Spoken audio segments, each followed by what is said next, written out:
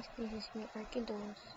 So for today naman, tuturo ko naman sa inyo paano ba mag-PNG. Usually kasi, pag gumagamit nun, kailangan natin ng transparent background. So may mga JPEG kasi na pag nag-attach tayo ng picture sa PowerPoint or even sa Photoshop, pag may white background, nagiging visible siya. Nakasama na pag nilagay mo doon, kunyari, for example, this one, nalagay natin siya sa kabila, ganyan. Buong pati to visible, hindi yung mismong object lang nakagaya na ito lang dapat. So, remove natin. So, remove natin ngayon yung background niya. So, para magamit din natin siya not only sa Photoshop but also in PowerPoint or in our Word. So, first, pick natin yung object. We can delete the background. So, first,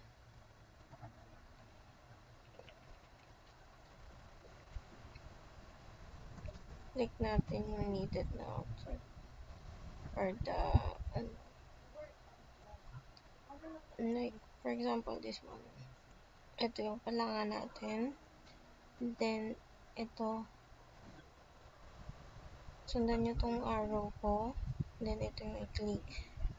Hindi kasi natin pwedeng i-delete. Hindi natin ma-delete yung white background.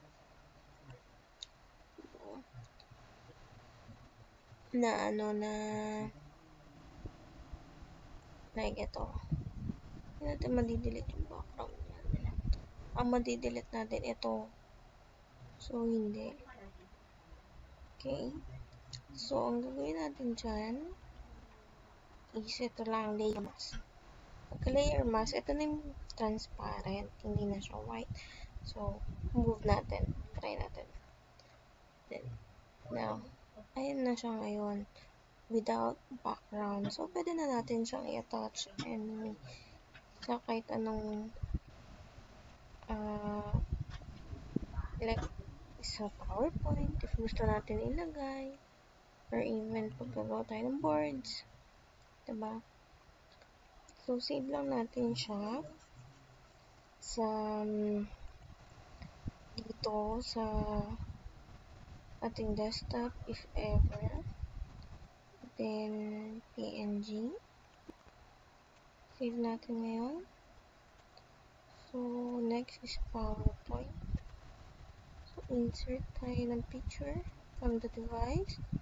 So, punta tayo sa desktop. Hanapin natin yung one. Then, insert. Then, nawala na yung white. So, we can type letter.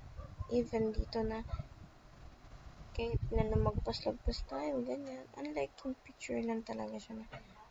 For example,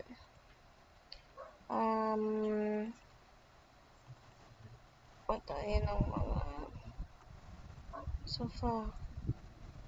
Even this one. Diba? Ngayon, hindi mo siya ma-merge nang hindi nagiging visible yung white. Kasi like yan, dirty white. Unlike this one, diba, wala na siyang background. So, mas maganda. So, yun lang. And thank you. Sana may natutunan kayo.